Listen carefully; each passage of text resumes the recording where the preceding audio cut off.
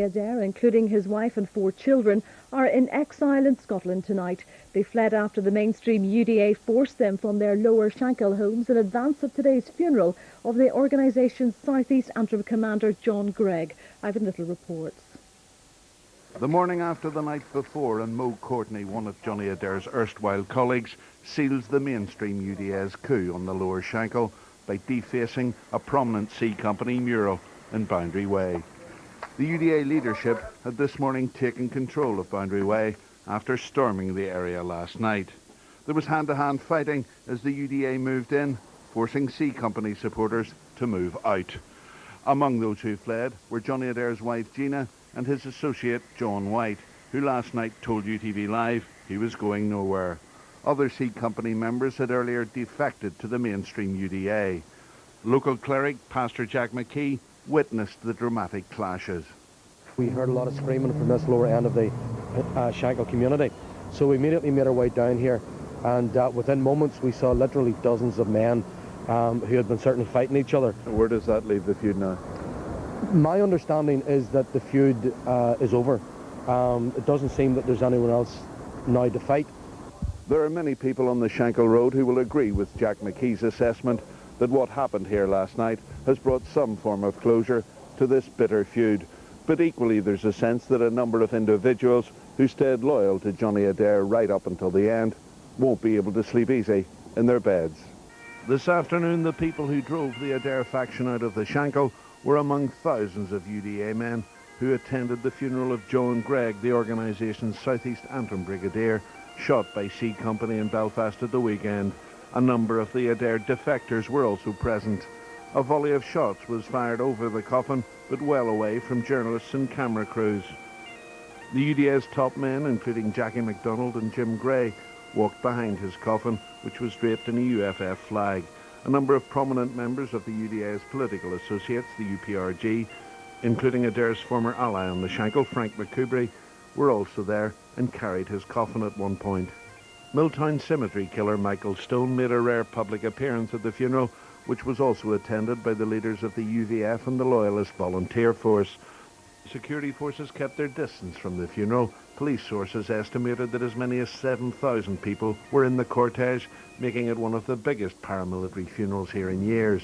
Afterwards, UPRG member Tommy Kirkham was asked if the feud was now over.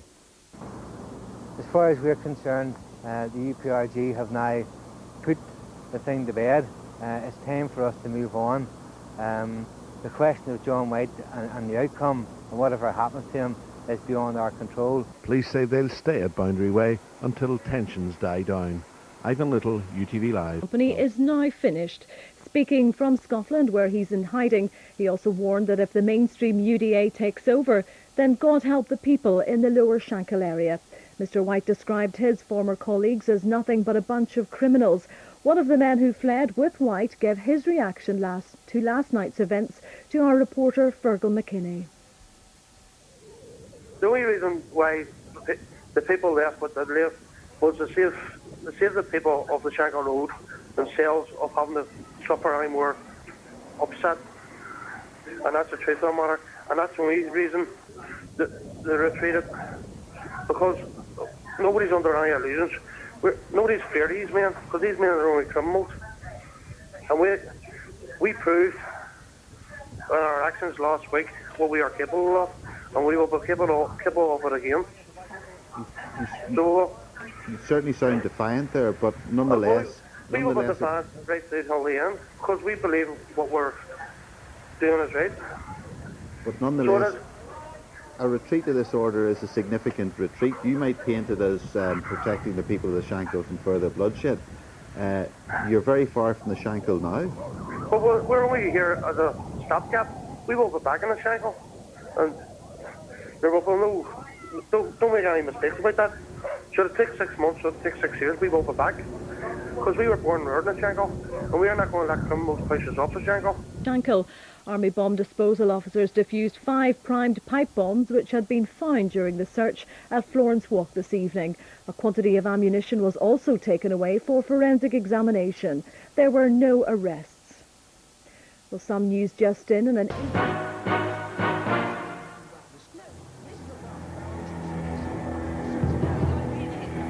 This is the story of a gangland feud being fought out on the streets of the United Kingdom today.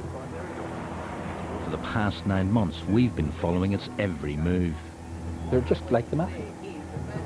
A bunch of thugs in Armani suits now, but they're still a bunch of thugs. Very often in a feud, you're going to have winners and losers don't like being losers. And so they're going to get their revenge in different ways. They talk about honor among thieves. There isn't that much honor. This is a power play. Extremely violent, criminal gangs fighting for turf. Well, one winner, one loser. We can say we reject gangsters. We're also dealing with murderers here. We're dealing with people who sanction murders and who carry out murders. The gangland killings continue, and the government appears powerless to stop them.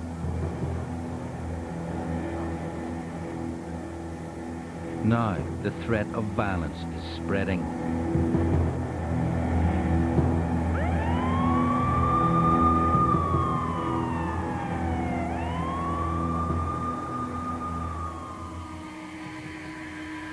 Gun law in the north of England. A house in a quiet residential area of Bolton is raked by gunfire. The shooting happens in the dead of night. We was walking up at 10 to 2 in the morning with a rat-a-tat-tat. We thought it was at the window, somebody was knocking at the window. We found out that it was an automatic weapon which had been discharged. Over a period of weeks, Panorama has been secretly filming the house that was attacked. These young men were among the targets, fugitives who know their lives are in danger. You read about stuff like this in paper. Don't expect it happening like 5 yards from your house, especially when I've got 2 kids in bed. Within hours of the shooting, the police call an emergency meeting. Bolton councillors are told of the new and dangerous threat in their midst. Police referred to the family and they gave us a fair amount of information. They consistently referred to them as the family of a known terrorist. We do not wish the people of Bolton to be involved in shooting incidents which have originated from quarrels somewhere else.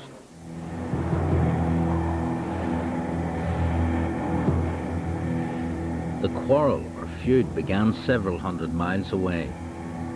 It's between a group of criminal hard men, gangsters with nicknames to match. Meet Hardbap, extortionist. The Egyptian, blackmailer. Doris Day, crime boss. Grug, attempted murderer. And the notorious Mad Dog, convicted terrorist. To the world at large, they're organised criminals, prepared to use extreme violence to get their way. But to their supporters, they're brigadiers, in charge of an outlawed army called the Ulster Defence Association, the UDA.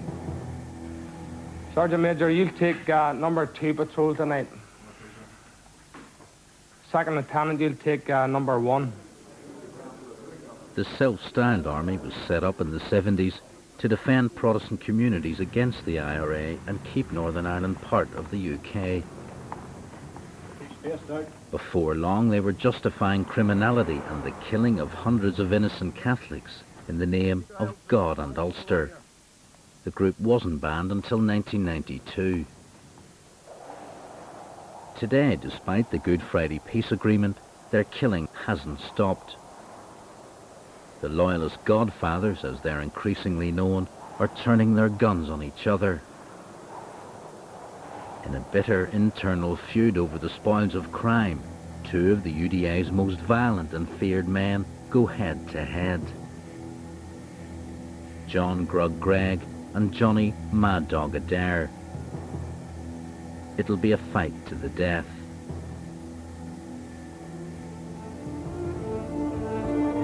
In Euston Street in the Woodstock Road area, a man was shot in the head by a single gunman at around 9 o'clock. He fired a number of shots through the front door. Neighbours say they heard 5 or 6 shots. The murder is being linked to the feud within the UDA. If this was an area of London or Manchester, Newcastle or Glasgow, I have absolutely no doubt that there would be a public outcry. I have absolutely no doubt there'd be questions in Parliament. Over the weekend, 2 bomb incidents took the feud right to the very top of the Loyalist paramilitary organisation. Local people claim several carloads of men linked to Johnny Adair attacked 2 houses and a car.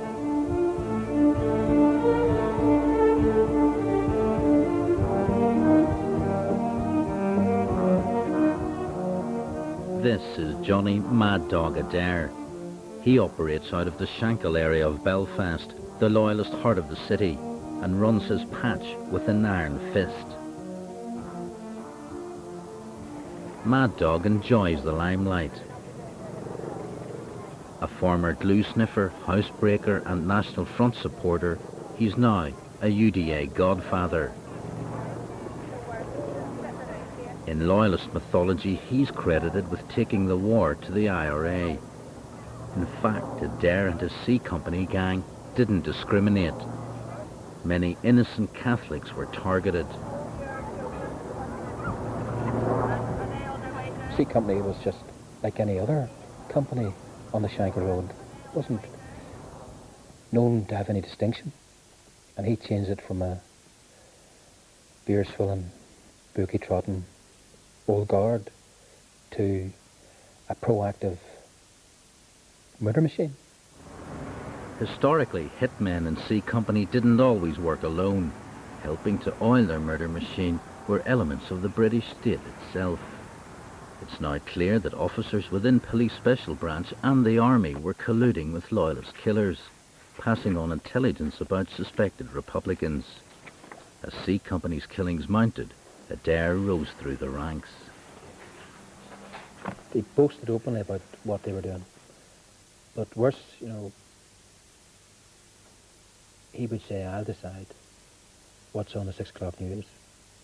I'll decide who lives and dies. So yes, he was potentially a very, very dangerous individual. Evidence collected by Johnson Brown finally helped send Adair to prison for directing terrorism. In jail, his status grew. Seen here leading a prison riot, even from behind bars, Adair assumes control. Like hundreds of other paramilitary prisoners, he was released as part of the Good Friday Agreement. It didn't take him long to return to his old ways.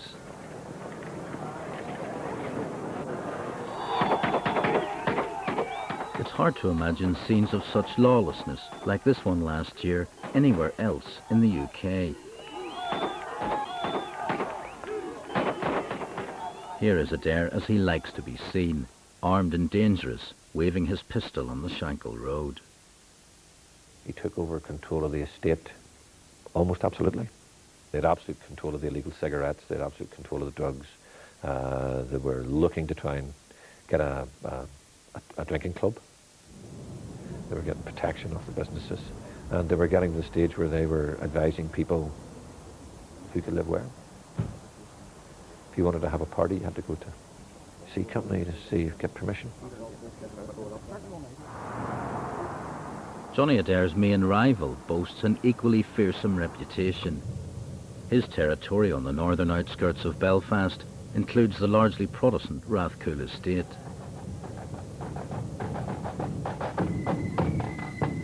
John Gregg, known to his friends as Grug, has 2 passions: Glasgow Rangers Football Club and his Loyalist flute band.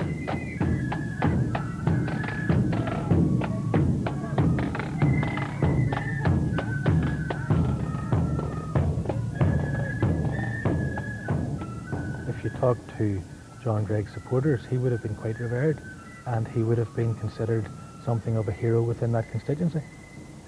And he would not be like Adair in the sense that he wouldn't have the same flamboyance, and he wouldn't live that sort of lifestyle. His lifestyle would be quite austere. Grug Gregg achieved legendary status within the UDA when, in the early 80s, who tried to assassinate the Sinn Féin president, Gerry Adams. While inside the Maze prison, he was interviewed by the BBC about the Adams attack. Do you have any regrets about what you did? Only that it didn't succeed.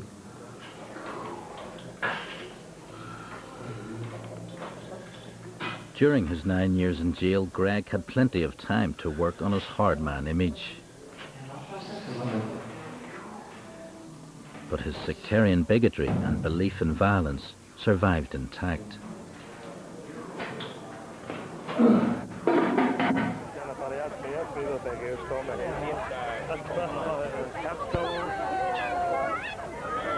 Well, everybody was against us. British government, the Irish government, the Americans. Everybody was against us. Ordinary people know that balance wins now. In Rathcoole, Greg rules his fiefdom through terror. Few dare oppose him. One who does is Councillor Mark Langhammer. He's had a bomb put under his car for speaking out in support of the police. The grip of paramilitarism is utterly through fear. People can't really challenge it because the consequences are that you get your window put through, you get decapped, you get shot. The community shuts its windows, shuts its curtains and watches the TV. It can't do anything else. And when Grug Greg and Mad Dog Adair, the two main players in the bloody drama, fall out, there can only be one outcome.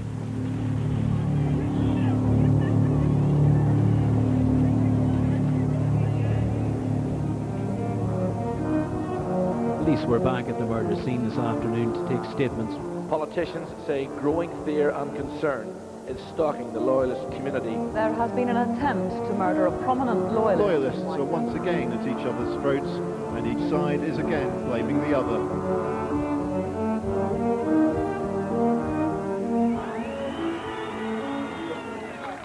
Prison is almost like a second home to Mad Dog Adair. Here he's on his latest release a year ago. Among the welcoming party are the other brigadiers, but their show of solidarity for Adair would be short-lived as he tries to take over the leadership of the organisation. Soon Grug Greg and the other UDA godfathers will want Mad Dog dead. The whole thing erupted over Adair coming out of jail, and Adair thought he was going to become the supreme commander of the Ulster Defence Association, and he was running a big racketeering drugs empire, and he wanted to take the whole thing over. In the turf war that erupts, one of the godfathers, Jim Doris Day Gray, the East Belfast UDA brigadier, is shot in the face. Jim Gray's a senior figure in the terror group's structure. That's why the attempt on his life has sent shockwaves through the organisation. Gray survives and points the finger of suspicion at Adair. The other brigadiers close ranks against him. To them, an attack on one godfather is an attack on them all. But remarkably, the feud is fought on two fronts, on the streets and in a propaganda war through the media.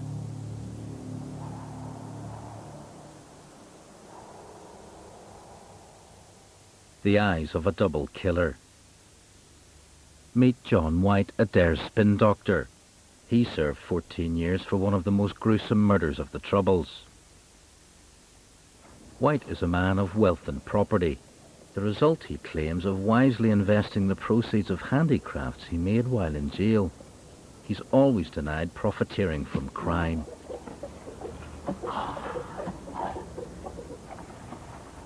He used to keep horses and raise pot-bellied pigs. Now John White is the mouthpiece for Mad Dog Adair, and he never misses a chance to rubbish the rival godfathers. They'll sit back, armchair generals, they'll send wee lads out, and see when the wee lads end up in prison, they'll be forgot about. They'll be forgot about. And that's the message I want to send to rank and file.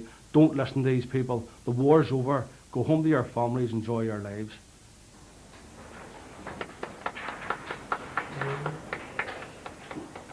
Behind the spin of white, Johnny Adair is never far away.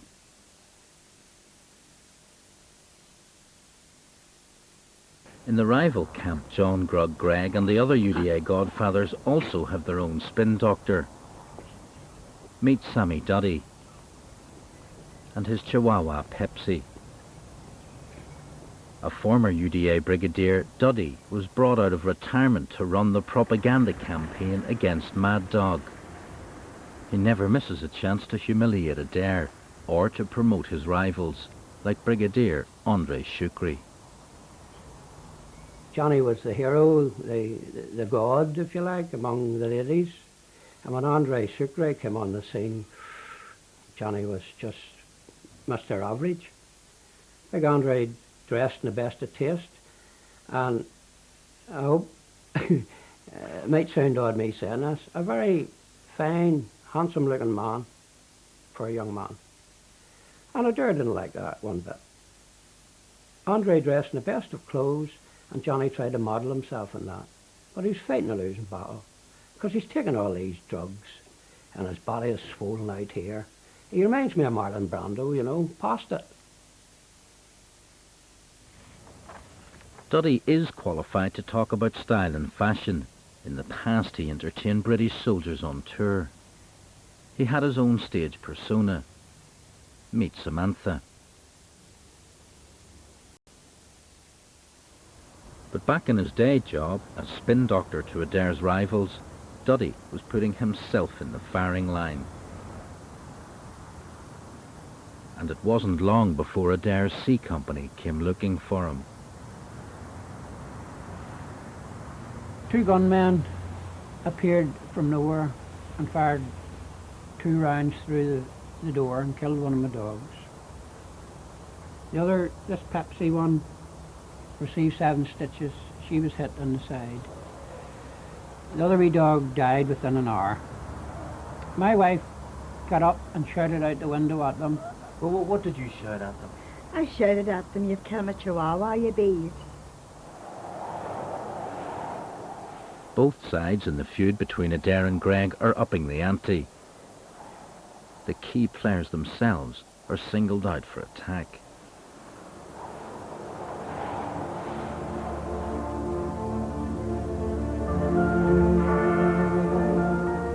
In Rathcoole, a bomb was discovered under the car of the so-called UDA Brigadier John Gregg. And hours earlier, news emerged that a firebomb had been found at the home of John White.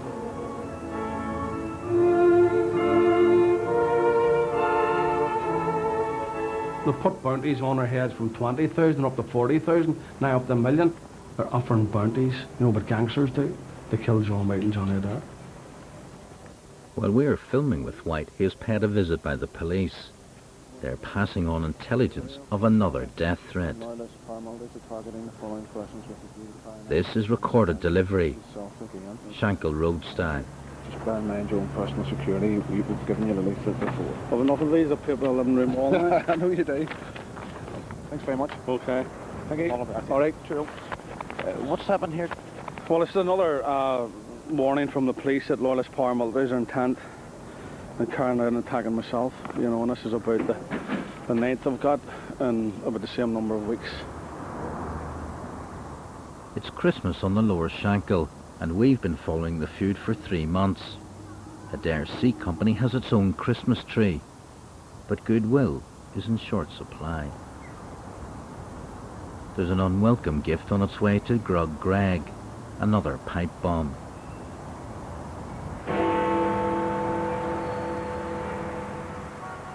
It was never meant to be like this. When the Good Friday Agreement was signed, the government was faced with a dilemma. How to keep former paramilitaries within the peace process and at the same time crack down on their criminal activities. Since the agreement, every Secretary of State from Molam and Mandelson through to Reid now and Murphy have taken as given the need to keep on side the UDA in particular. They have treated the UDA as if it were a political entity, when patently it isn't. Yet all the while the UDA is still intent on murder, on intimidation, on running its areas, on drugs, on gangsterism. And it's patently the case that the UDA is pissing up the Secretary of State's leg.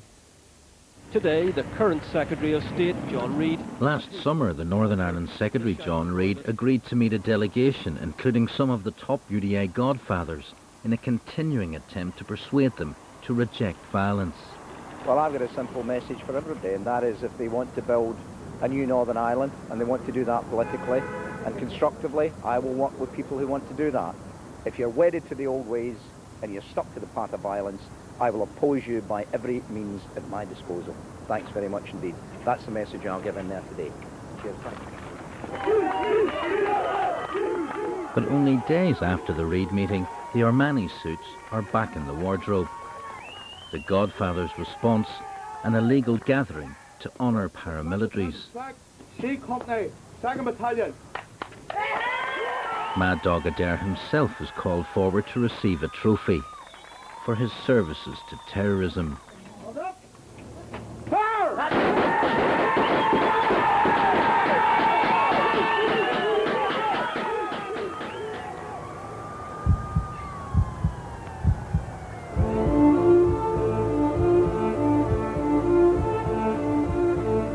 In response to the growing problem of gangsterism, the government has turned abroad for inspiration. The man they have enlisted knows a thing or two about godfathers. A decade ago, he was a key figure in putting the New York mafia bosses behind bars. What occurs in Northern Ireland tends to remind you a little bit of the way the mob was in the United States maybe 30, 40 years ago. The crimes tend to be more predatory. It's a serious problem in particular because Northern Ireland is a relatively small place. Everybody knows everybody else within the communities. Problems of extortion and other types of criminality have a serious impact on the economic structure. And so it's something that needs to be dealt with. Northern Ireland's new police chief, Hugh Ord, is another outsider, but one who knows all about the Loyalist godfathers. Ord worked on the Stevens inquiry, looking into collusion between elements of the security forces and Loyalist killers. He is under no illusion about the feud. It was a war for territory. It was a war around power. It was a war around drugs. You're talking about an organised criminal gang that's in the business of making money. And outside of that criminality, what do you see as the raison d'etre for this organisation? Well, that's a very good question. I'm not sure they've got one. Back on the streets, the Godfather's rationale is clear enough. The feud has to be won. Joining a gathering to admire a display of burning cars, Adair and friends are plotting their next move. 21-year-old Jonathan Stewart has been overheard bad-mouthing Adair at an all-night party. The lone hooded gunman forced his way in through the front door. Neighbours say they heard 5 or 6 shots. Stewart is shot in the head by one of Adair's men and dies instantly. Well, it's obviously an execution. A primary motive has to be looked at, and that would be the feud. Retaliation is swift. Roy Green, seen here with Adair, is gunned down on a South Belfast street. But Adair remains the prime target, and his own home is attacked with a pipe bomb. He and his family escape unhurt. 2 days later, with the body count rising, we track him down to his stronghold to challenge him about his role in the bloodletting. We arrive at a building known locally as the Big Brother House. It's supposed to be a community centre, but Adair has commandeered it as his headquarters. Here Johnny Adair is among those he counts as his loyal friends. He issues an invitation to the 5 brigadiers from whom he's been trying to wrestle control. I challenge them 5 criminals, man to man, to come and face me and John White and leave the rest of the good rank and file UDA out of this whole situation. These so-called leaders I wouldn't even call them brigadiers, because that's giving them a medal. They're just criminals. They've just ruined a good organisation. Is it finished now, the UDA? Well, if them leaders stay in charge, it'll be finished within a matter of months to a year. How do you think it'll end, the feud? Have you seen an end to the killing?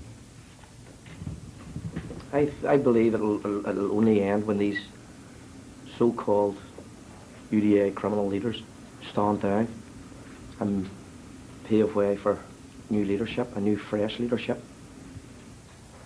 But when a question is put which Adair doesn't want to answer, the atmosphere becomes altogether more menacing. Well, we've spoken to your opponents, and what they've said is that a large element of this feud is that you were trying to muscle in on their turf.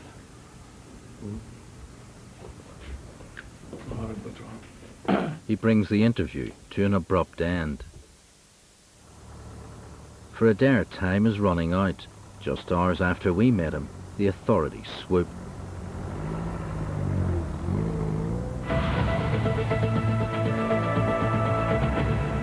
To start with some breaking news, the Loyalist leader Johnny Adair has been arrested.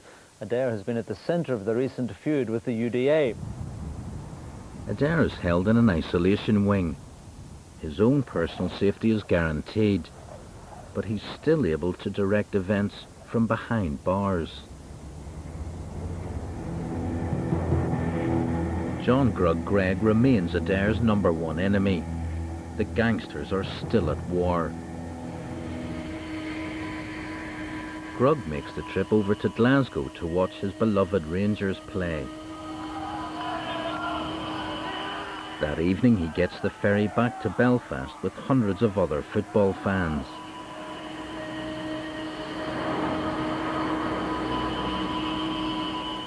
At the ferry terminal, a taxi's waiting to take him home.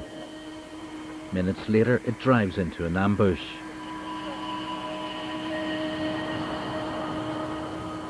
In a frenzied hail of gunfire, Gregg is hit by a single bullet to the head. Another member of Gregg's gang is also killed. His son is injured. Adair's C Company has struck at the heart of the enemy camp. You don't go in and shoot dead a UDA brigadier and then say, look guys, can we forget about this old feud and draw a line in the sand? You don't draw lines after that. That is just too significant an act of war.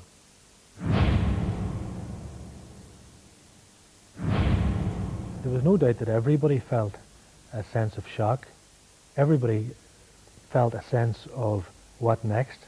There was a palpable fear in the community that this wasn't the last of it, this wasn't going to end here. And it doesn't end there. Even before Gregg is buried, revenge is exacted. Hundreds of Gregg supporters converge on Adair's home. Adair's family and supporters are forced to flee on the overnight ferry to Scotland. By morning, Adair's stronghold is deserted. It's a humiliating defeat. The following day, John Gregg is buried with full UDA military honours, dressed in his bandsman's uniform.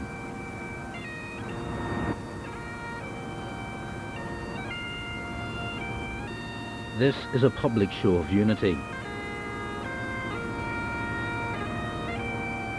The godfathers of the UDA who had lined up with Gregg are among those who take it in turn to carry his coffin. But it is also a public show of defiance. The UDA is an illegal organisation. Membership carries with it a 10-year jail sentence. The community know who the brigadiers are, the police know who they are, yet they remain at large. People have been convicted in the past of belonging to a paramilitary organisation. Why is it so difficult when it comes to the UDA brigadiers? It's not difficult. I mean, watch your space. We're doing a lot of things. We're targeting a lot of people, and we have a lot of ideas about gaining intelligence in interesting ways. What's at issue here is that people are walking around, they're in these organisations, it's a crime to belong to them, and they're not being arrested. That's the bottom line. Currently, some, yes, people are not being arrested for that particular offence. With Adair in jail and Greg dead, the UDA attempts to repair its tattered image. It promises an end to violence for 12 months. It calls the plan the John Gregg Initiative, after its dead hero, whose name was synonymous with violence. Its political associates, the Ulster Political Research Group, or UPRG, will now speak on its behalf. It is the intention not to have a public face anymore, and therefore the entire organisation will become faceless once again. It's a tactic used by mobsters the world over to protect their criminal empires. Vanity exists, and it is probably the worst feature that the head of a mob family can have.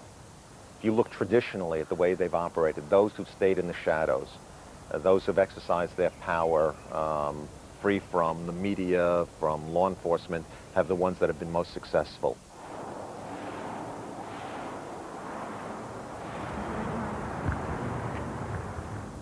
But can we take the UPRG and its promise of an end to loyalist violence at face value?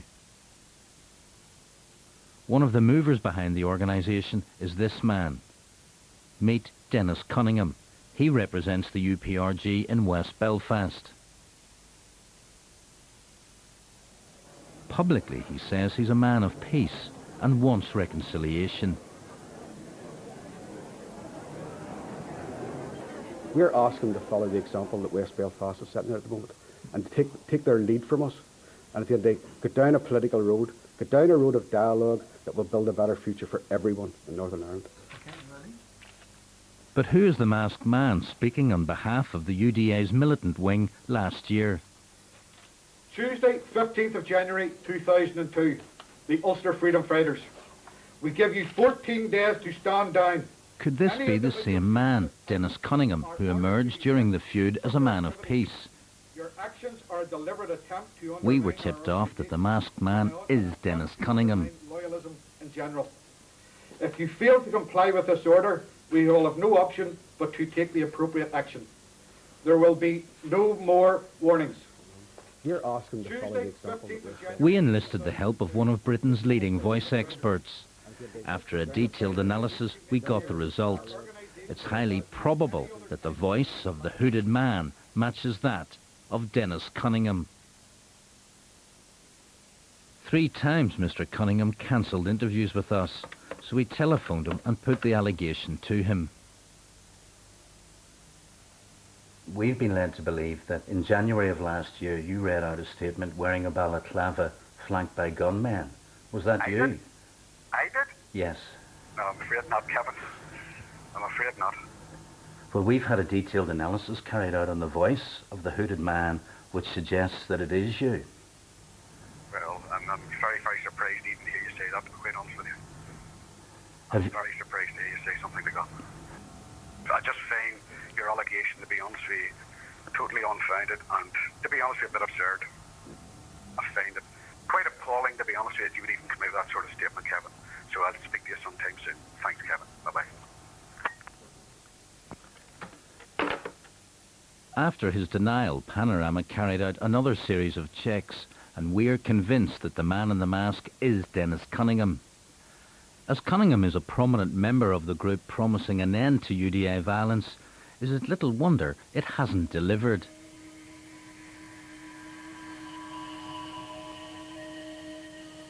Within weeks of their peace pledge, the gangsters resort to intimidation once again.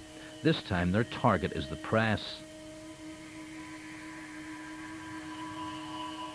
They threatened to kill the Belfast editor of the Sunday World after calling for a boycott of his newspaper. I am told by the police who visit my home, visit my office, that you and your family this time, not just you and your family are going to be driven out of this country. And there's intimidation, widespread intimidation of news agents. They are told to put up posters in their window, don't buy the Sunday World. It sets up loyalists for assassination. If it was the Birmingham Morning Post, if it was the Manchester Evening News, if it was the Glasgow Herald, if it was the London Evening Standard, Kevin, there would be uproar in Parliament.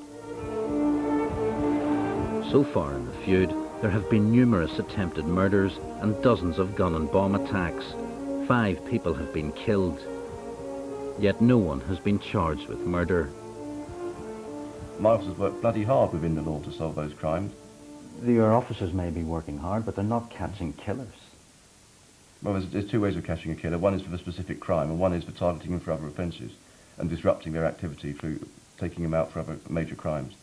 But if you can't get the evidence, the UDA can kill with impunity. No, they can't. That's what it's doing. Well, I would disagree with that. And I think that's a very simplistic, if you've got this sort of idea that the UDA are whizzing around totally out of control, totally out of our control, then you're wrong.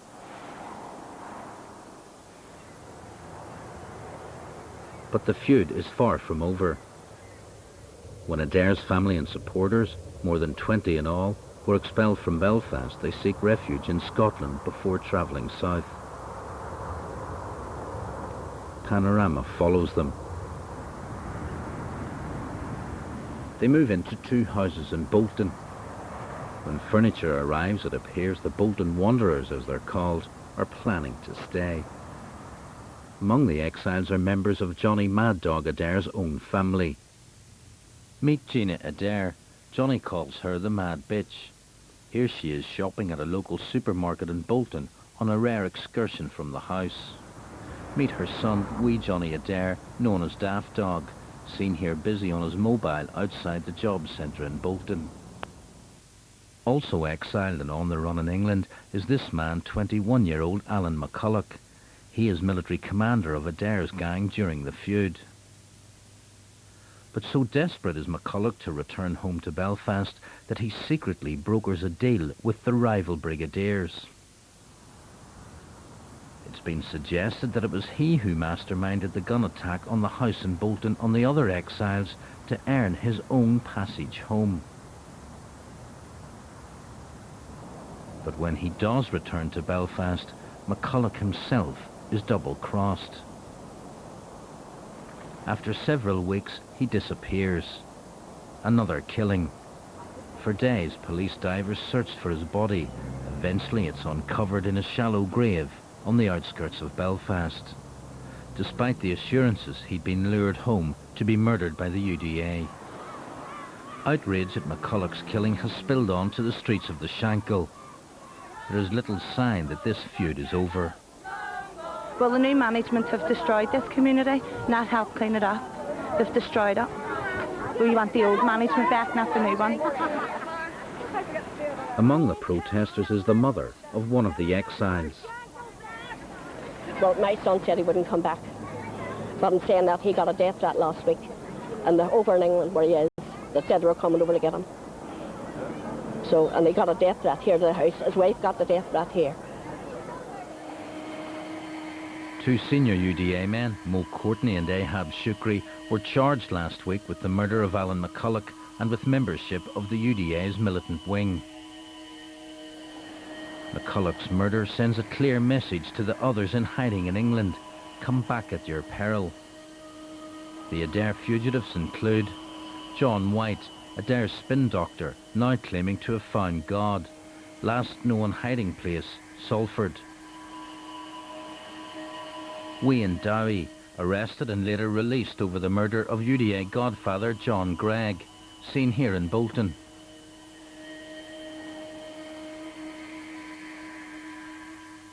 Herbie Miller, one of Mad Dog's closest allies, also seen in Bolton. Here he's in a balaclava threatening to shoot people. Adair's son Daft Dog on his mobile phone in Bolton. This photograph of him was taken for a UDA calendar. He's the pin-up for March this year. And Gina Mad Bitch Adair, no ordinary housewife. This is her with an AK-47.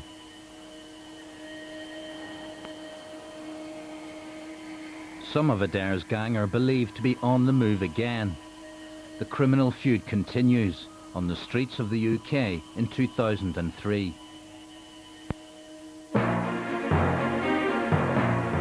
that has been brought to my attention to suggest there's any collusion of any sort in this crime. This crime is very straightforward. It is a turf war between criminal gangs. A couple and their 5 children escape injury when a bomb explodes at their home in Glenlee Park in East Belfast. The UVF is blamed. The media is given a hostile reception. Just fuck off out of here. There's no need for you here. After a false start, a settlement is finally brokered. At the weekend, the LVF announced it was calling a halt to attacks on the rival UVF. It admits starting the feud and in a statement promises to disarm and discipline some of those in its ranks. We know that members of the LVF have been forced to leave their houses in East Belfast. But this wasn't a battle between goodies and baddies. This was a fight between 2 paramilitary organisations. And it appears one of those involved in the fight, the LVF, the organisation that started the feuding, bit off more than it could chew. The question many are asking is this a truce or simply a lull before the murderous infighting within loyalism flares up once again? Bang, bang, I used to shoot you down.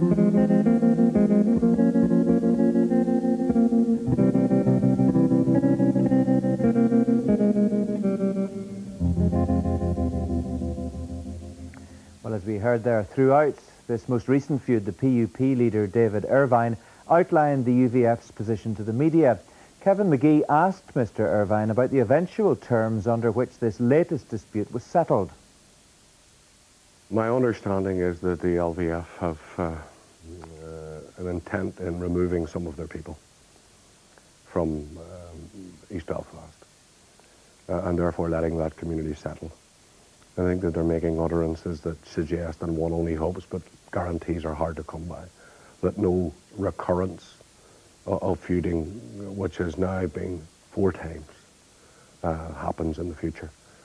Now, you said recently that the UVF's position in this will be one of a watching brief, that they will judge by actions or lack of actions rather than words.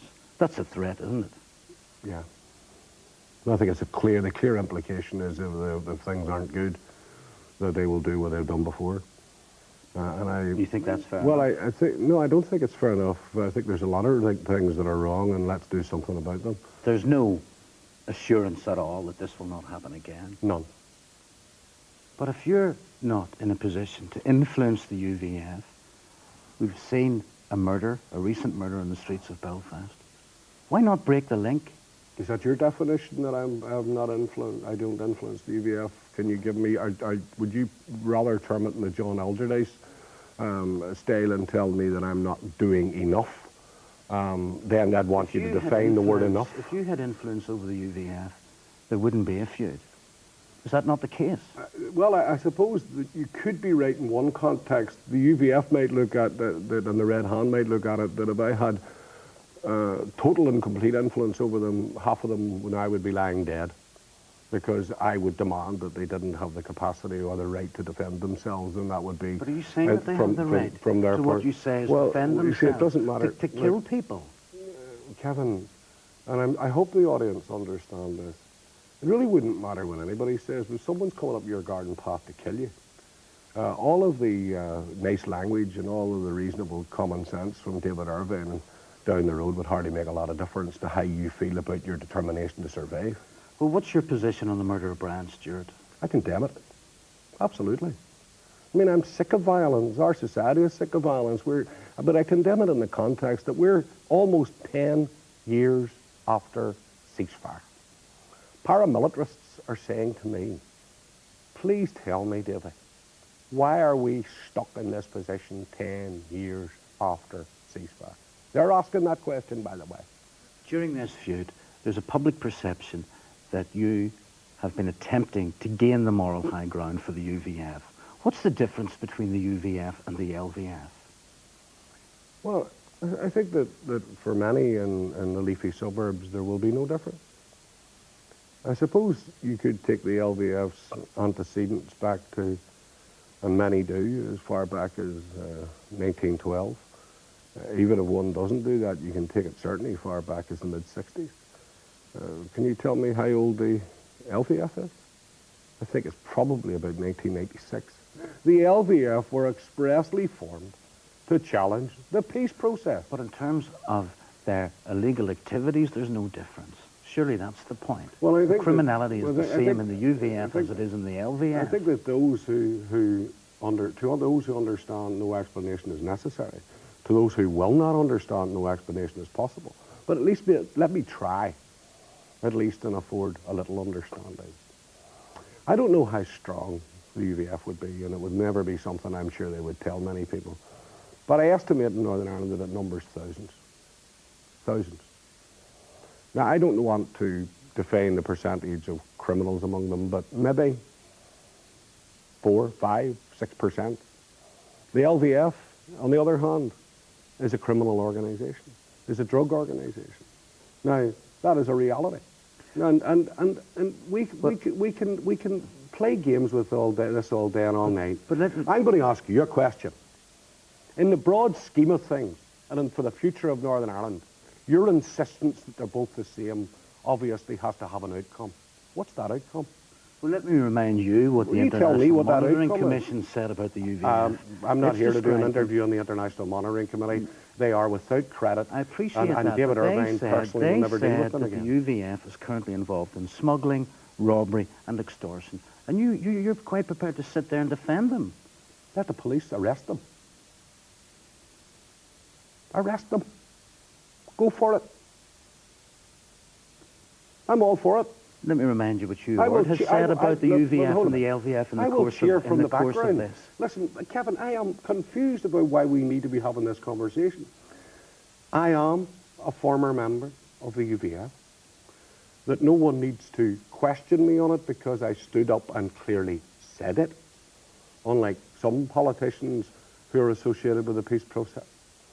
I am not hiding any lights under any bushel. My life is an open book, so why we're going through why I have an attachment or a closeness with the UVF 10 years after ceasefire, 10 years after I have publicly been accused of being their direct representative. I wonder what is the outcome for the programme. I'm questioning what is the outcome for the programme. But what people have heard the Chief Constable describe the UVF in recent weeks, since this feud started, as drug peddlers. All of them. He's talked about they're selling drugs in their own communities in which they operate. Is that what you want for your constituents? Ask the Chief Constable to give you a sliding scale. Not, by the way, one UVF person selling drugs is one too many and one that's inexcusable. Let the police arrest them. The truth of the matter is, isn't it, that having the UVF there gives some clout to the PUP, doesn't it? Well, either the naivety of the audience is misinterpreted by the BBC or the BBC's own naivety is such that it makes a comment like that is absolutely ludicrous. Ludicrous. We have one elected member. We have 4 councillors in Northern Ireland. We're hardly flying high because of our association with anybody. So it rather is a bit of a strange comment to make that we are reliant upon the existence of the UVF for the prosperity and benefit of the PUP. Just doesn't add up. The UVF source was quoted at the weekend saying this will be the last feud. Are you confident that's the case? Well, or likely to be the case? As we all know in this country, certainties and guarantees are hard to come by, but let's take it at face value because in some ways that's all you get, and have to hope that this is the last one because one death too many is horrible, and feuds always have the capacity on any side to rumble on and give further pain and lead to further difficulties, you know, and when the hamster wheel to hell begins, you know, it's very hard to get off it. The PUP leader David Irvine speaking there to Kevin McGee. So is it possible for feuding loyalist paramilitaries to get off the hamster wheel to hell, as Mr Irvine so colourfully put it there? In a moment I'll be discussing that and the future of loyalism with my studio guests. But first, Stephen Walker has been looking at the gruesome history of loyalist infighting.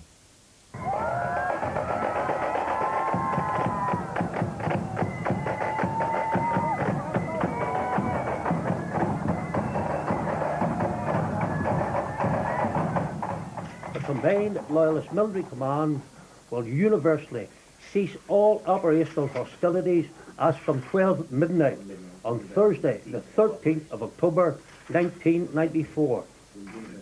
The Union is safe. 10 years ago, the leaders of loyalism mustered here at Fernhill House in Belfast to proclaim their ceasefire. Gathered under the banner of the Combined Loyalist Military Command, they presented a united front. But a decade on, that sense of unity and purpose has disappeared, swallowed up in a sea of criminality, infighting, and violence. With the ceasefires in place, loyalists seem set for the political mainstream. But some internal tensions were unresolved. The UVF in mid-Ulster signalled their rejection of the political path with the murder of Catholic taxi driver Michael McGoldrick. By one description, a birthday present for Billy Wright. It was the first significant fracture. Wright was expelled from the UVF, setting up his own organisation, the LVF, amid threats to his life. I stand here tonight condemned to death. Condemned to death in the land that I love, by the people that I love. While Wright was eventually murdered by Republicans, not loyalists, the bitterness that flared at the time of the split lingers to this day. I believe the tensions between the two groups and the bad blood that currently exists goes back to the split of 1996. However, I think the tensions now are slightly different. The players such as Billy Wright, Mark Fulton, other senior people in Belfast aren't about now. So there are new people to the fore, and I think new tensions have arisen in recent years over who controls what particular areas of Belfast. Billy Wright's murder sparked a cycle of sectarian killings carried out by the LVF, assisted by the UFF. Loyalism was fragmenting again, and the political leadership of the UDA couldn't control those it claimed to represent. The Secretary of State, Mo Mowlam, met UDA prisoners, including Johnny Adair, and persuaded them to back the talks process. But any hopes the government had that politics would displace force foundered when the UDA's political wing failed to win any seats in the Assembly elections. Johnny Adair would prove well placed to exploit the new situation. Johnny Adair would have identified very strongly with Mid-Ulster UVF, who were a very active unit. And after the death of Billy Wright, the UDA did accept LVF members into their prison H block, and I think relationships were formed there. The LVF did decommission some weapons, but were then involved in the murder of Portadown UVF man Richard Jameson. In retaliation, teenagers Andrew Robb and David McIlwain were murdered. It was the UDA's links to the LVF that sparked another feud in 2000, when an LVF banner was unfurled during a parade on the Shankill. Now, going back to the loyalist feud between the UVF and the UFF in this community, it ripped the heart out of the Shankill. Johnny Adair's UFF and the UVF were fighting for control. 7 people would die before the shooting stopped. Dozens of families were forced out of their homes. The Shankill has never recovered from that feud. There have been improvements, but bottom line is, you ask anyone in this community, they will say the Shankill has never been the same since that feud between the UVF and the UFF. When this feud ended, another erupted, with Johnny Adair at the heart of things again. But this time it was a fight with his fellow brigadiers. The fighting left 5 people dead. To people on the Shankill, the latest feud between the LVF and the UVF has a familiar echo. Feuds are mainly about control, but you know, the bottom line is most people again would say that behind a lot of the infighting is more about the crime, the criminality and the drugs. The whole raison d'etre with the loyalist groupings has now changed. They no longer exist to defend the community against the IRA. They simply exist to control their own men and control the communities and control the criminality and the drugs that they're involved in. Order may have been restored in the loyalist family, but it's an uneasy calm. Big tests lie ahead, notably next year, when Johnny Adair will be back on the streets. 10 years since loyalists declared a ceasefire, their words seem hollow and worthless. In the past decade, loyalist paramilitaries have killed 84 people. Half of their victims came from their own community. This latest feud may have ended, but history suggests it's unlikely to be the last. Well, joining me now in the Spotlight studio to discuss the issues raised in that film are the Reverend Gary Mason, who's a member of the Loyalist Commission, and the journalist and author Susan McKay, who's written widely on loyalism. You're both very welcome to the programme. Gary Mason, first of all, 4 feuds in 4 years. What, in your view, is happening within the Loyalist community? There's no question about it, Mark, that there is fragmentation within there. I was at a meeting of the Loyalist Commission tonight, and thankfully, this latest feud has been ended. But there's no question about it. There's concern within the community when the next feud will actually start. And do you think it's inevitable that there will be another feud at some stage in the future? Yeah. I don't think it's inevitable, but I think those within loyalism gradually, need to begin to deal with this. I think there's a number of folk within paramilitarism who genuinely don't want feuds. I mean, I'm often surprised by the statistic, that 80% of those who ended up in prison within this conflict wouldn't have been there if it hadn't been for our political conflict. And I think there's a considerable number of paramilitaries who do genuinely want to move away from violence. But there's no question about it. There is a hardcore of drug dealers and thugs within loyalist paramilitarism. I think that's a PSNI issue. And a number of paramilitaries would also be saying the same thing. David also has said the same thing in his interview there as well. And Pastor Jack McKee there seemed to sum it all up by essentially saying it's gangsterism pure and simple. Yeah. I mean, I think sometimes that can just be a simplistic approach to it. And I'm not criticising Jack when I say that. I know the Chief Constable said as well. Are there gangsters within loyalist paramilitarism? The answer is yes. But there are a number within the Commission who do want to move away from violence and create a better society. That's painful. You've been at a meeting of the Loyalist Commission tonight. Clearly, the feud of the past few weeks was discussed at that meeting. Is the role of the Commission to try to cajole and convince that hardcore to move in the direction you want them to move in, or can you be much tougher than that? Yeah. I think in relation to the feud, the Loyalist Commission didn't bring the feud to an end, because the Loyalist Commission represents both the UVF, the Red Hand Commando, and the UDA. But the UDA were not involved in the feud. I mean, Mervyn Gibson, a Presbyterian minister, and Sammy Douglas, who's a community worker, independently as key people within East Belfast, negotiated that feud. I would see my role as a Christian, as a Methodist minister within the Loyalist Commission, to improve loyalist areas, and feuds are not going to improve them. And I mean, as we've said tonight, and we'll say numerous times, that ultimately loyalism has to move away from these feuds to build up the communities. Susan McKay, you've studied the loyalist community in some detail in recent years. You've written about it widely as well. What's your assessment of what's happening within that community at the moment? Fractured, divided, clearly a rump of gangsterism, which is the tail apparently wagging the dog. Well, I think there's a worrying tendency when we get into these discussions about loyalism to sort of almost talk as if there was a good old days for loyalism and that it's now sort of fallen apart into this feuding and so on. I mean, I think there was a very chilling line uttered by someone in a loyalist in that film that we saw earlier, where he said, "I'm sick of prods killing prods."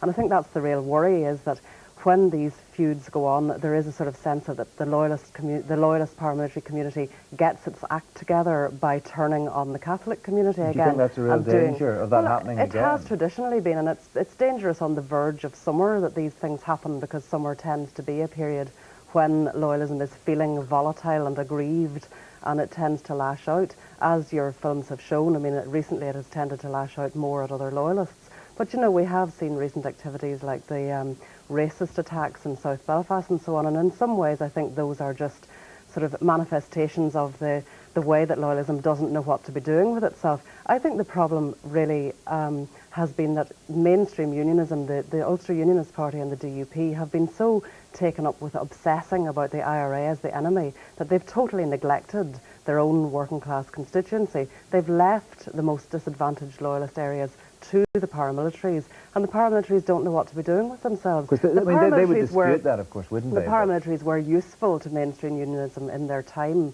and mainstream unionism has been consistently dishonest about the history of its involvement with paramilitaries, and now they're just abandoning them to their own devices. And naturally enough, there's a lot of gangsterism and feuding going on. Is there a political vacuum within loyalism, Gary Mason? Does that square with your own view? Is it perhaps a community that feels abandoned by its own middle class. When people talk about the Catholic community having clear links between the working class community, the middle class community, there's a sense of cohesion there. That's clearly not the case in the Loyalist community. No, I think that's accurate, Mark, and I mean, you know, would agree with Susan in relation to that.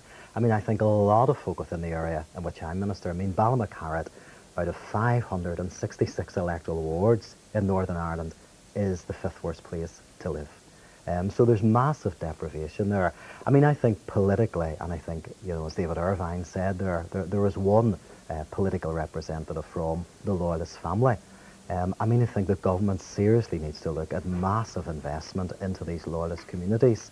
I mean, they're increasingly becoming ghetto areas, and while the government may not engage politically with loyalism because it's small, it's got to engage with loyalism within a social framework to regenerate these areas. These paramilitary groups are preying on the vulnerabilities of the community. I mean, presumably the people in those deprived communities like Ballymacarrett do not want gangsters feeding off them in the way that they do, but the problem is they can't shake them off.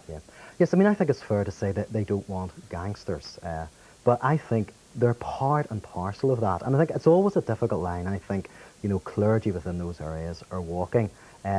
I engage with paramilitarism on a regular basis. My goal is to move paramilitarism away from violence. It's not going to be an overnight phenomenon. It's going to be a painful process. See, isn't it? It's one of the anomalies of the peace process, isn't it, that a large part that was that we've got to sort of leave the paramilitary structures there, not interfere with them too much, just hope that they will move along fairly benignly. So in many ways, the Loyalist paramilitary organisations have been left intact. They've continued to recruit people and so on. Yeah. And, do they see them as protectors, do you think? Well, I'm just interested more in the political engagement, which Gary was talking about in relation to the paramilitaries, is that, you know, we saw recently the Independent Monitoring Commission, which came out. It was an organisation set up at the behest of David Trimble. It came out and started slating the likes of David Irvine, despite the fact that a lot of the UVF violence seems to be done in complete defiance of the Progressive Unionist Party. But so after that, once the Loyalist paramilitaries and David Irvine started going into a huff then and saying, right, well, if that's your attitude, then we're not going to make sure we have a peaceful summer. We then saw both the Chief Constable and the Orange Order having to come out and say, okay, right, we admit you helped to keep the peace last summer and we hope you'll do it again this year. So there's a lot of ambivalence there in the establishment towards the Loyalist paramilitaries. You've got John Alderdice coming out and saying, get rid of them, isolate them, get them out of your community groups. Then you've got, you know, the Loyalist Commission, which has David Trimble's own representative on it. You know, so there's a lot of political confusion, and there always has been, about what the hell are we going to do about the Loyalist paramilitaries? And that confusion is obviously yes, and that's a struggle, you know, for folk like myself, Susan, you know, and I mean, paramilitaries, you know, have said to me, what's your thoughts on the IMC? And I have asked them, what's your thoughts? And I mean, they genuinely would say to you, drug dealers, racketeers, extortioners, the police need to deal with them. Now, what David Irvine says. Yeah, are saying, the paramilitaries are saying that to me, but they're also saying, why is the IMC asking people like you, Gary, who are trying to help us move away from violence, to now disengage? But Gary, can you divorce the drug dealers and the gangsters from the paramilitaries? You seem to be suggesting you can. The IMC and others are suggesting that you can't. They're one and the same thing. No, I think David Irvine's right in relation to that. Are there drug dealers within paramilitary groupings? The answer is yes. There's no question about that. But there's a considerable amount of them are not. Not all paramilitaries are living in 5-roomed detached houses on the suburbs of Belfast. Many of them are living within the inner city. I've been in their homes, and they're not driving salubrious cars, many of them. Well, it's a huge issue which we've scratched the surface of. Thank you both very much indeed. That's it for tonight. Spotlight will be back next week at the same time. Do join us then. Until then, from everyone in the team, thanks for watching, and good night.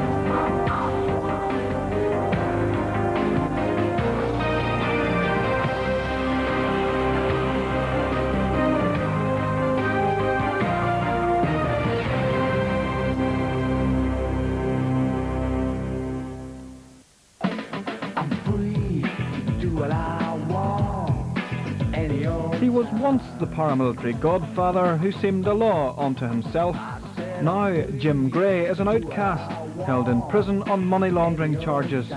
Tonight an insight to people who knew him best describe his rise to power. And we tell the inside story of how the UDA finally turned on the self-styled brigadier with the champagne and cocaine lifestyle. Do what I want, any old time. May 1998 and UDA supporters gather in the Ulster Hall. Michael Stone takes centre stage. Leading the way is Jim Gray, the East Belfast brigadier of the UDA. With his bleached blonde hair, gold chains and designer clothes, he stood out, just like his BMW on the back streets of the Newtonards Road. Gray loved the high life, the clubs, the exclusive restaurants and sunshine holidays, and he liked to flash the cash. You know, he liked pulling the wad out, and I mean wad, and slamming it down. And it wasn't one of these ones where, you know, a 50 was on the outside and all the 20s and 10s were in. He opened it up. They were all red. They were all 50s. Several £1,000s at a time on them. Credit cards, like a deck of cards, you know. If he had pulled a green £10 note or a £20 note out, he would have just rolled it up and threw it on the floor. He wouldn't have used them, he says, because they were green. Gray had a share in 2 pubs, but his inner circle, nicknamed the Spice Boys, were accused of involvement in drugs and other crime. I think it was the people behind him rather than Jim Gray. Jim Gray was, by and large, a front. Nobody would have been frightened of Jim Gray, but people would have been frightened of people behind him. He snorted 2 lines of coke in front of me, eyes bulging, face going red. I actually thought he was going to take a seizure, and I says, look, I have to get out of here. A friend's downstairs, and I disappeared downstairs. But that was a great culture shock to me. Gray's enemies mocked him with the nickname Doris Day. Few would have called him that to his face. In name at least, Frankie Gallagher was the political strategist of the East Belfast UDA, but his paramilitary masters kept him firmly in his place. I would be called in for 10 minutes. He would speak over the top of me, or during my 10 minutes speaking. Had a great way of putting you down in front of people. He wouldn't phone me through the week, wouldn't phone me through the fortnight, 3-4 weeks. Kept you on the end of a string, deliberately never called meetings. And he really worked against the peace process. He did not want the peace process to work. Gray did at least pay lip service to loyalist politics. In July 2002, he attended a meeting of the Loyalist Commission in his own backyard, which was addressed by the then Secretary of State. TV crews were outside to record a motley procession of UDA bosses, and to the despair of some inside, Gray wasn't camera shy. Words fail me. We are talking about the need within communities. This man standing there with about at least half a year's wages to most people outside on his hands and around his neck. It was total farcical. Jim Gray came from a respectable family, and as a teenager was a talented golfer. In fact, some people said he could have gone professional. He joined the tartan gangs and drifted into the lower reaches of the UDA. By the late 1980s, he was Provost Marshal, the man in charge of punishment squads in East Belfast. He had actually moved up through the ranks of the UDA because of his association, i.e. sucking up to Ned McCreary, the then commander of East Belfast, and a man that he would die for, his own words to me. And as I said, the bullying, the cajoling, the bluffing his way, swinging the shoulders around East Belfast, he positioned himself into that, I said, position, high profile, and seemed at the top men of the East. Ned McCreary was a veteran UDA leader with a fearsome reputation who ran the Avenue 1 bar. In 1992, he was shot dead outside his Dundonald home by the UFF, who claimed he was a police agent. I knew Ned McCreary was not an informer. Might have been a lot of things, you know. Men got out of the line, he slapped them, he broke a few jaws, to be honest, in his time to keep order when he was owner, manager of the Avenue 1 bar. But crimes against loyalism, that's a no-no. A new, younger leadership had taken control of the UFF, vowing to step up attacks on nationalists. They tried to justify rackets as a means of financing what they called the war effort. In 1991, Gray and his close friend Gary Matthews were acquitted of trying to blackmail a garage owner. In 1994, the UDA called a ceasefire, but the violence and money-making continued. Gray became brigadier, taking over from Matthews, and in 1997, they bought the Avenue 1. Ned and his partner had an agreement that with whoever died first, one got the insurance pay out in the insurance, and the other one got the bar, whatever way it happened, and eventually they ended up getting behind the bar and more just practically took the bar over, and Ned's partner just couldn't control him. And at the end of the day, they bought the bar off him, and they owed him thousands and thousands of pounds. He was never elected, to my knowledge. He was never voted in.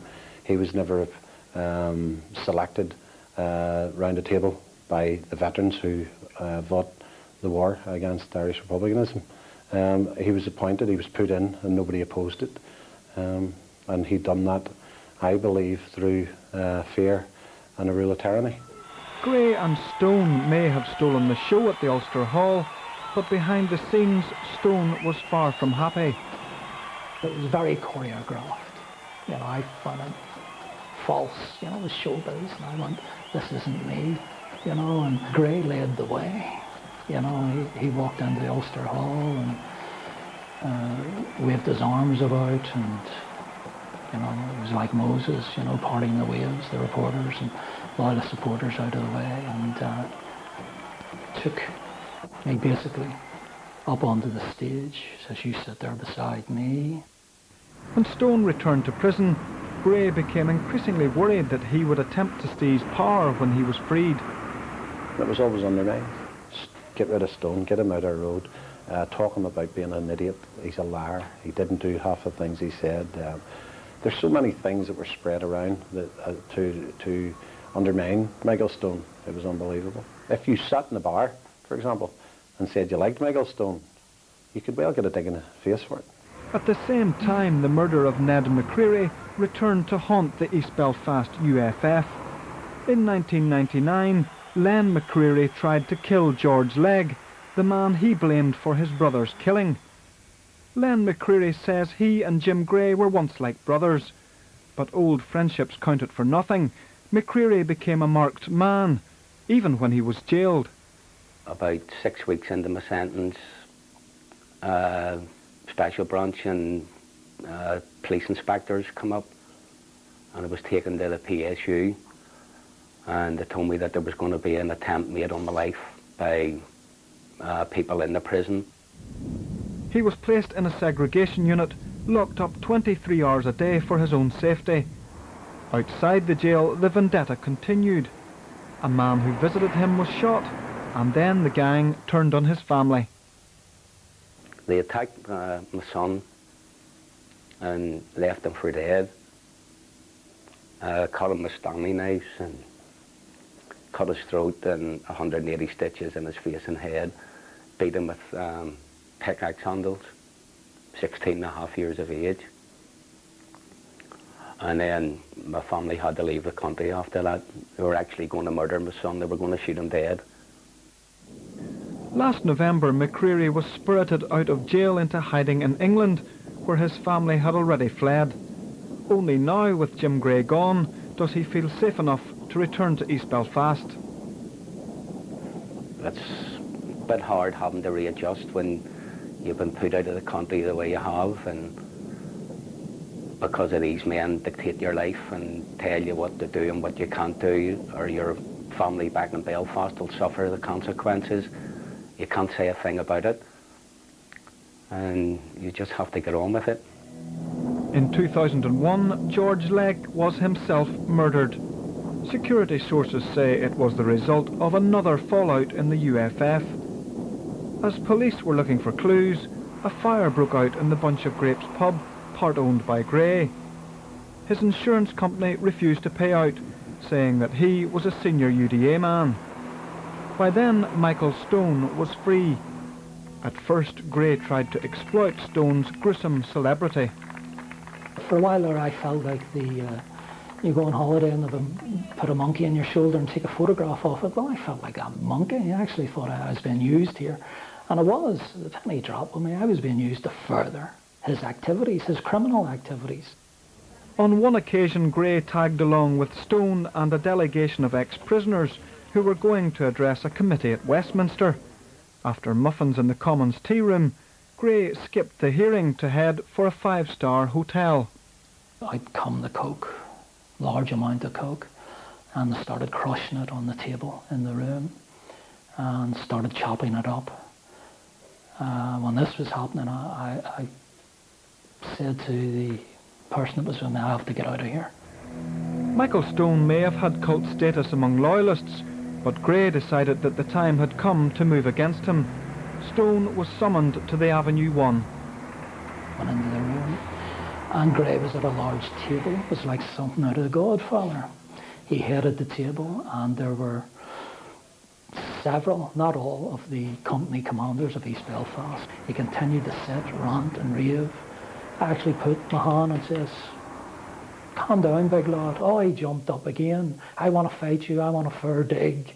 And the other ones, somebody chirped in, "Yeah, do you think he would get a fair dig?" And obviously I wouldn't have. I'd have went out into an entry for a fair dig, a fight with him, and I'd have just been shot then and there for attacking the Brigadier of East Belfast. He was accused of informing and of plotting to murder Gray. He managed to talk his way out and decided to leave Northern Ireland. If Michael Stone had stayed in Northern Ireland, what would have happened to him? I believe he would have been set up and killed. In March 2002, Gray's only son, 19-year-old Jonathan, died while on holiday in Thailand. His mother, Gray's ex-wife Anne Tedford, has agreed to speak but didn't want to appear on camera. He got a grade A in his 11 plus, and that's the school he chose to go to, and so I always thought that Jonathan was going to make something out of himself. He always said he'd like to be a solicitor. Well, I think his father didn't want Jonathan to work, so what was the point in him going to school?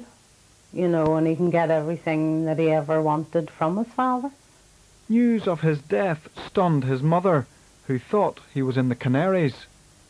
I said, no, he's not in Thailand, he's in Tenerife, and you know, and I think Jonathan didn't tell me that he was going to Thailand because he knew that I would have objected to him being there.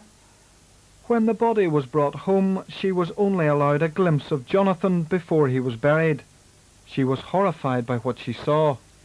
I don't know whether I have cut it out of my memory deliberately or what it is, but I cannot see Jonathan's face anymore, the way he was in that coffin. I remember Jonathan like I have him in the photographs I have of him, smiling and happy, and that's how I have to remember him by. That's all I have to remember him by. And the only way I can describe how the men looked and acted were like the mafia. It was like a mafia funeral? That's what it was like.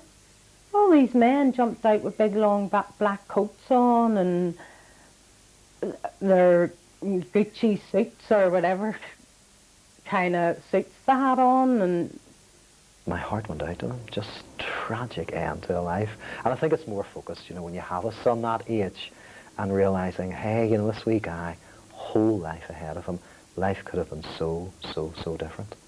Anne Tedford believes Jim Gray was on the same holiday, but he has never offered her a full explanation of what took place.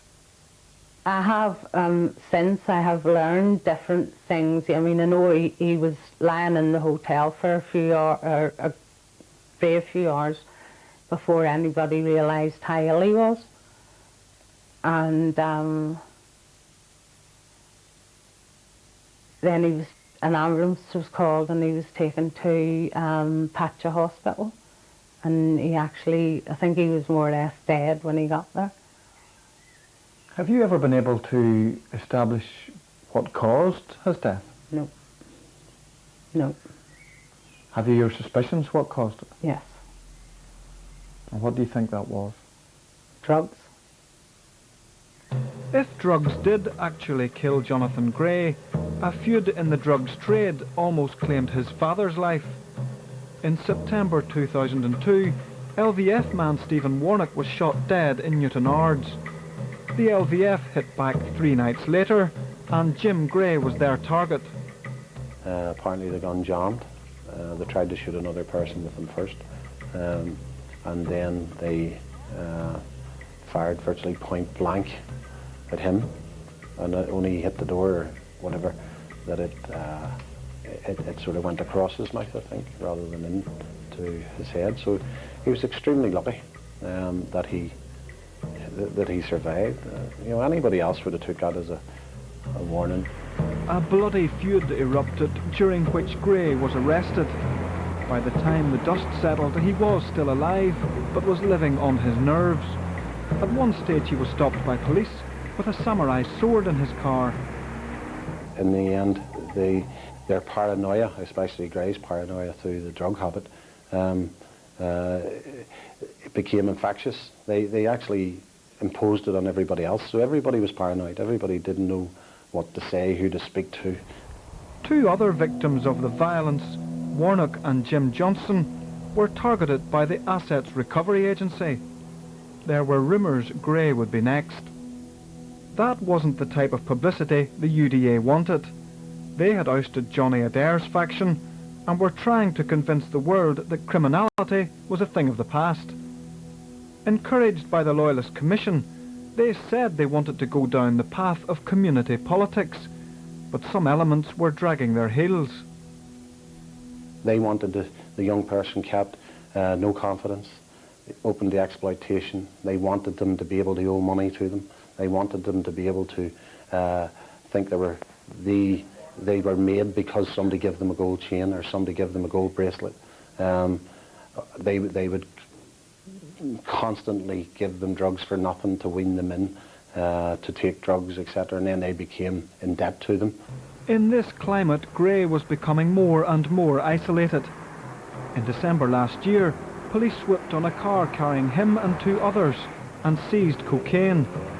Again, he was freed without charge, but he sold his pubs and his behaviour became increasingly volatile.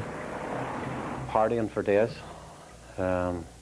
walking into bars, throwing people out of the road. I had a story of Jim Gray going into a certain bar in East Belfast and going behind the bar and urinating in the sink and peeing all over the glasses. There was times where he went in and lifted an old pensioner who was in 70 and threw him out of the road, threw him off his chair. Cocaine didn't help matters, and he got paranoid, thought everybody was against him as well, and what I'd seen at the early stages of it, on numerous occasions, you know, the way it was affecting him, he was beating people beside him for nothing, and just everyday habit that he had, he just couldn't control it. Things came to a head in March. Frankie Gallagher wanted to fight the elections, but found himself in the firing